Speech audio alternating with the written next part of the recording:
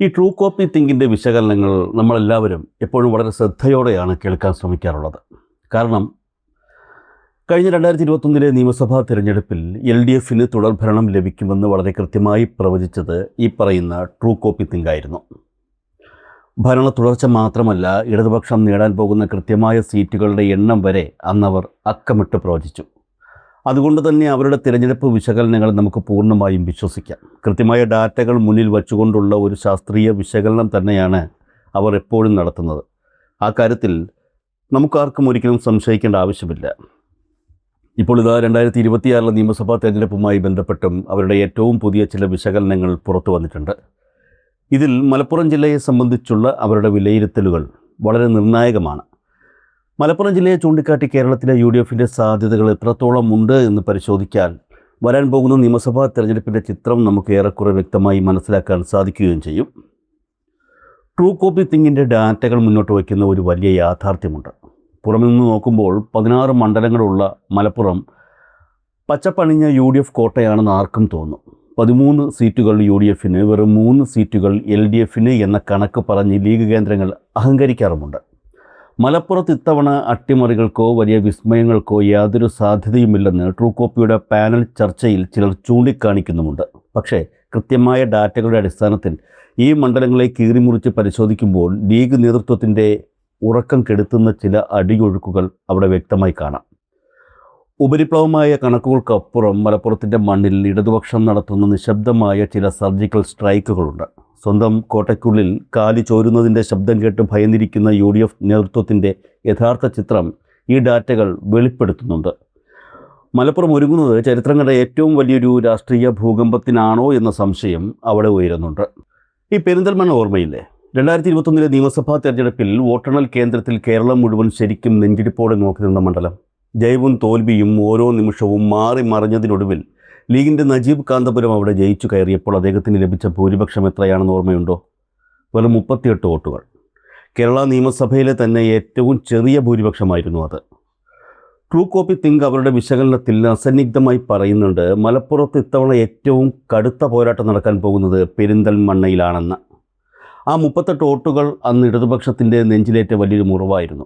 എന്നാൽ ഇന്ന് ആ മുറിവിന് പലിശയും ചേർത്ത് മറുപടി നൽകാൻ LDF കളത്തിലിറക്കിയിരിക്കുന്നത് പുലമന്തോൾ സ്വദേശിയായ സാക്ഷാൽ BP മുഹമ്മദ് ഹനീഫയാണ്. മണ്ഡലത്തിൻ്റെ മുക്കിലും മൂലയിലും ആഴത്തിൽ വേരോട്ടമുള്ള, ജനങ്ങളുടെ പൾസ് കൃത്യമായി അറിയാവുന്ന നേതാവ്. നജീബ് കാന്തപുരം ഇത്തവണ ശരിക്കും വിയർക്കും. കാരണം കഴിഞ്ഞ തവണത്തെ ആ നേരിയ വിടവ് നികത്താൻ മാത്രമല്ല, ആയിരങ്ങളുടെ ഭൂരിപക്ഷത്തിൽ പെരിന്തൽമണ്ണയിൽ ചെങ്കൊടി പാറിക്കാൻ LDF തെരഞ്ഞെടുപ്പിന് മുന്നേ തന്നെ സജ്ജമായിരുന്നു. ഇതൊരു സാധാരണ മത്സരമല്ല. ഈ 38 വോട്ടുകളുടെ കണക്ക് ചോദിക്കാൻ പോകുന്ന വലിയൊരു രാഷ്ട്രീയ പോരാട്ടമാണ്. തിരൂരിലേക്കൊന്ന് കണ്ണോടിച്ചാൽ 1957 മുതൽ മിക്കവാറും മുസ്ലിം ലീഗിൻ്റെ മാത്രം സ്വന്തം തട്ടകമായിരുന്ന മണ്ഡലം. 2006 BP അബ്ദുള്ള കുട്ടിയിലൂടെ ഇടതുപക്ഷം നടത്തിയ ഒരു അട്ടിമറി മാറ്റി നിർത്തിയാൽ ബാക്കി എല്ലാ തവണയും ലീഗ് കൊടിപാറിച്ച മണ്ണ്. കഴിഞ്ഞ തവണ കുറുക്കോളി മൊയ്തീൻ അവിടെ ജയിച്ചത് 7000-ലധികം വോട്ടുകൾക്കാണ്. തികച്ചും ഭദ്രമായ കോട്ടയാണെന്ന് ലീഗ് അഹങ്കരിച്ചു നിൽക്കുന്ന അവിടെയാണ് ഇടതുപക്ഷം തങ്ങളുടെ ഏറ്റവും മികച്ച രാഷ്ട്രീയ തന്ത്രം പുറത്തെടുത്തത്. താനൂരിൽ നിന്ന് വമ്പൻ വിജയം നേടി മന്ത്രിയായ V അബ്ദുറഹ്മാൻ ഇത്തവണ തിരൂരിലേക്ക് വണ്ടി കയറുകയാണ്. എന്തുകൊണ്ടാണ് താനൂർ വിട്ട് അദ്ദേഹം തിരൂർ തിരഞ്ഞെടുത്തത്? അതൊരു സാധാരണ മാറ്റമല്ല, മറിച്ച് തിരൂരിൽ ഒരു അട്ടിമറി വിജയം നേടാൻ തനിക്ക് കഴിയുമെന്ന അദ്ദേഹത്തിൻ്റെ ഉറച്ച വിശ്വാസമാണ്. ട്രൂ കോപ്പി തിങ്കിൻ്റെ വിശകലനത്തിൽ ഈ മാറ്റത്തെ അതീവ ഗൗരവത്തോടെയാണ് നോക്കിക്കാണുന്നത്. കാരണം V അബ്ദുറഹ്മാൻ വെറുമൊരു സ്ഥാനാർത്ഥിയല്ല, ലീഗ് കോട്ടകൾ തകർക്കാൻ LDF പ്രയോഗിക്കുന്ന ഏറ്റവും മൂർച്ചയുള്ള ആയുധമാണ്. 2006 ആ പഴയ ചരിത്രം തിരൂരിൽ ഇത്തവണ V അബ്ദുറഹ്മാനിലൂടെ വീണ്ടും ആവർത്തിക്കുമോ എന്നാണ് കേരളം ഇപ്പോൾ ആകാംക്ഷയോടെ ഉറ്റുനോക്കുന്നത്.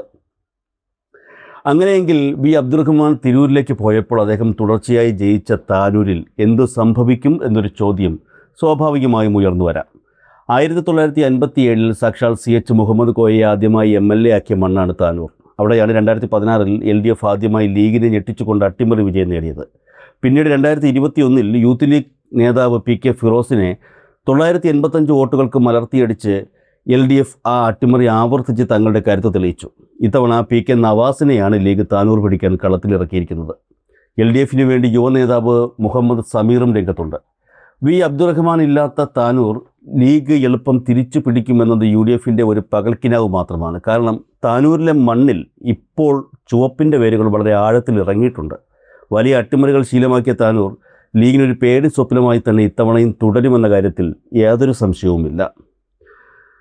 ഇനി മലപ്പുറത്തിൻ്റെ രാഷ്ട്രീയ ഭൂപ്രകൃതിയിൽ തികച്ചും വ്യത്യസ്തമായ ഒരു സ്വഭാവം കാണിക്കുന്ന നിലമ്പൂരിലേക്ക് വരാം. കോൺഗ്രസിനും കമ്മ്യൂണിസ്റ്റിനും ഒരുപോലെ വേരോട്ടമുള്ള മണ്ണാണിത്. 2016-ലും 2021-ലും PV അൻവറിലൂടെ ഇടതുപക്ഷം ഗംഭീരമായി നിലമ്പൂർ പിടിച്ചിരുന്നു. എന്നാൽ അദ്ദേഹം മുന്നണി വിട്ടതോടെ അവിടെ കാര്യങ്ങൾ മാറിമറിഞ്ഞു. പിന്നാലെ വന്ന ഉപതെരഞ്ഞെടുപ്പിൽ കോൺഗ്രസിൻ്റെ ആര്യടൻ ഷൗക്കത്ത് മികച്ച ഭൂരിപക്ഷത്തിൽ വിജയിച്ചു കയറി. അതോടെ UDF കരുതി നിലമ്പൂർ പൂർണ്ണമായും തങ്ങളുടെ കൈപ്പിടിയിലായെന്ന്. പക്ഷേ ഇടതുപക്ഷം അവിടെ അത്ര വേഗം തോൽവി സമ്മതിക്കാൻ ഒട്ടും തയ്യാറായിരുന്നില്ല. ഇത്തവണ അവർ ഇറക്കിയിരിക്കുന്ന തുറുപ്പുചീട്ട് ഷറഫ് അലിയാണ്. ആര്യടൻ ഷൗക്കത്തിനെതിരെ പൊതുസമ്മതനായ ഒരു സ്വതന്ത്രനെ നിർത്തിക്കൊണ്ട് നിലമ്പൂരിൻ്റെ ആ പഴയ ഇടതു മനസ്സ് തിരികെ പിടിക്കാനാണ് LDF പദ്ധതിയിടുന്നത്. നിലമ്പൂരിലെ തേക്ക് കാടുകളിൽ ഇപ്പോൾ വീശിയടിക്കുന്ന പുതിയ രാഷ്ട്രീയ കാറ്റിന് ചുവപ്പിൻ്റെ നിറമാണുള്ളത്. അത് ആര്യാടൻ കോട്ടകളെ എത്രത്തോളം പിടിച്ചു കുലുക്കുമെന്ന് വരും ദിവസങ്ങളിൽ നമുക്ക് കാണാം. UDF തങ്ങളുടെ കോട്ടകളെക്കുറിച്ച് വലിയ വായിൽ സംസാരിക്കുമ്പോൾ അവർ സൗകര്യപൂർവ്വം മറക്കാൻ ശ്രമിക്കുന്ന രണ്ട് പ്രധാനപ്പെട്ട മണ്ഡലങ്ങളുണ്ട്: പൊന്നാനിയും തവനൂരും. 1991 മുതൽ 2001 ഒരൊറ്റ തെരഞ്ഞെടുപ്പ് ഒഴിച്ചു നിർത്തിയാൽ പൊന്നാനി എക്കാലത്തും ഇടതുപക്ഷത്തെ നെഞ്ചിലേറ്റിയ മണ്ണാണ്. ഇത്തവണ പൊന്നാനിക്കാരനായ MK സക്കീറിലൂടെ ആ ചെങ്കോട്ട കാക്കാൻ LDF പൂർണ്ണമായും സജ്ജമായി കഴിഞ്ഞു. അവിടെ കോൺഗ്രസിൻ്റെ നൗഷാദ് അലിക്ക് കേവലം ഒരു കാഴ്ചക്കാരൻ്റെ റോൾ മാത്രമേയുള്ളൂ. ഇനി തവനൂരിലേക്ക് വന്നാലോ, 2011 മണ്ഡലം രൂപീകരിച്ചത് മുതൽ KT ജലീലിനെ അല്ലാതെ മറ്റൊരാളെ തവനൂർ ഇന്ന് വരെ അംഗീകരിച്ചിട്ടില്ല. കഴിഞ്ഞ തവണ ഭൂരിപക്ഷം 500,000-ൽ നിന്ന് 2,000-ലേക്ക് ചുരുങ്ങിയത് കണ്ട് കോൺഗ്രസ് കരുതി ഇത്തവണ VS ജോയിയെ ഇറക്കി ജലീലിനെ എളുപ്പം വീഴ്ത്താമെന്ന്.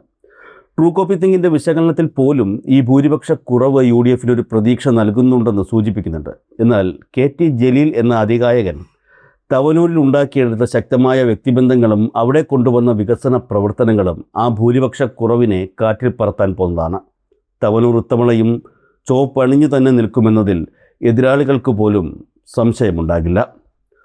ഇതൊക്കെയാണെങ്കിലും ലീഗിന് ഒരുപാട് സുരക്ഷിതമായ കോട്ടകൾ വേറെയുമുണ്ടല്ലോ എന്ന് ചിന്തിക്കുന്നവരുണ്ടാകാം. ശരിയാണ്, കൊണ്ടോട്ടിയും വേങ്ങരയും വള്ളിക്കുന്നും തിരൂരങ്ങാടിയും മലപ്പുറവും ഒക്കെ മുസ്ലിം ലീഗിന് അവരുടെ സ്വന്തം തട്ടകം പോലെയാണ് കൊണ്ടു നടക്കുന്നത്.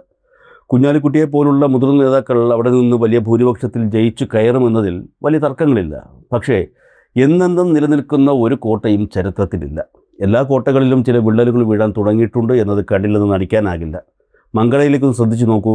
മഞ്ഞാളംകുഴി അലി വീണ്ടും അവിടെ മത്സരിക്കാനെത്തുമ്പോൾ സ്വന്തം പാർട്ടിയിൽ നിന്ന് തന്നെ ഉയർന്നത് വൻ പ്രതിഷേധമാണ്. ആ പ്രതിഷേധത്തെ ആളിക്കത്തിക്കാൻ ലീഗിൻ്റെ തന്നെ ഒരു വിമതനെ പിന്തുണയ്ക്കുക എന്ന അതിബുദ്ധിപരമായ തന്ത്രമാണ് LDF അവിടെ പ്രയോഗിക്കുന്നത്. ഏറ്റവും സുരക്ഷിതമെന്നവർ കരുതിയ മണ്ഡലങ്ങളിൽ പോലും ലീഗ് ഇത്തവണ വിയർപ്പൊഴുക്കുന്നു എന്നതിൻ്റെ ഏറ്റവും വലിയ തെളിവാണ് മങ്കടയിലെ ഈ പുകച്ചിലുകൾ. UDFൻ്റെ 13 സീറ്റുകൾ എന്ന കണക്കിന് മുകളിൽ എപ്പോൾ വേണമെങ്കിലും പതിക്കാവുന്ന വലിയൊരു ഭീഷണിയാണത്. രാഷ്ട്രീയമെന്നത് കേവലം കണക്ക് കൂട്ടലുകളുടെ കൂട്ടലും കിഴിക്കലുമല്ല, അത് സാധാരണ മനുഷ്യരുടെ മനസ്സാണ്. ട്രൂ കോപ്പി തിങ്ക് പറയുന്ന ഡാറ്റകളിൽ അട്ടിമറികൾക്ക് സാധ്യതയില്ലെന്ന് ഒറ്റ നോട്ടത്തിൽ തോന്നാമെങ്കിലും ആ ഡാറ്റകൾ തന്നെ താഴെത്തട്ടിൽ വച്ച് പരിശോധിക്കുമ്പോൾ കാര്യങ്ങൾ അങ്ങനെയല്ല എന്ന് വ്യക്തമാകും.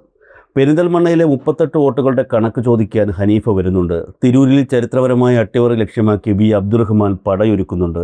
താനൂരിലും നിലമ്പൂരിലും കാറ്റ് ഇടതുപക്ഷത്തിന് അനുകൂലമായി ഗതിമാറി വീശുന്നുണ്ട്. അതുകൊണ്ട് 13 UDF 3 LDF എന്ന ആ പഴയ കണക്ക് പുസ്തകം അങ്ങനെ തന്നെ ഈ തെരഞ്ഞെടുപ്പിലും തുടരുമെന്ന് ലീഗിന് വിശ്വസിക്കാമെങ്കിലും മലപ്പുറത്തെ മണ്ണിനടിയിൽ പടരുന്ന ഈ ചുവന്ന അടിയൊഴുക്കുകളെ കാണാതെ പോകുന്നവർക്ക് വോട്ടെണ്ണൽ ദിനത്തിൽ വലിയ ഞെട്ടലുകൾ നേരിടേണ്ടി വന്നേക്കാം. കോട്ടകൾ ഭദ്രമാണെന്ന് വിശ്വസിക്കുന്നവർ അങ്ങനെ തന്നെ വിശ്വസിക്കട്ടെ. എന്നാൽ ആ കോട്ടകളുടെ അടിത്തറ പതിയെ ഇളകി തുടങ്ങിയിരിക്കുന്നു എന്നത് തള്ളിക്കളയാനാകാത്ത ഒരു യാഥാർത്ഥ്യമാണ്. ഇനി നമുക്ക് കാത്തിരിക്കാം, മലപ്പുറം ഇത്തവണ ചരിത്രം തിരുത്തുമോ അതോ ആരെയും ഞെട്ടിപ്പിക്കാതെ പഴയ ചരിത്രം തന്നെ ആവർത്തിക്കുമോ എന്ന്. ഉത്തരം കാത്തിരിക്കുന്ന കേരള ജനതയ്ക്ക് മുന്നിൽ മലപ്പുറത്തെ വോട്ടർമാർ തന്നെ മെയ് 4-ന് ഉത്തരം നൽകും.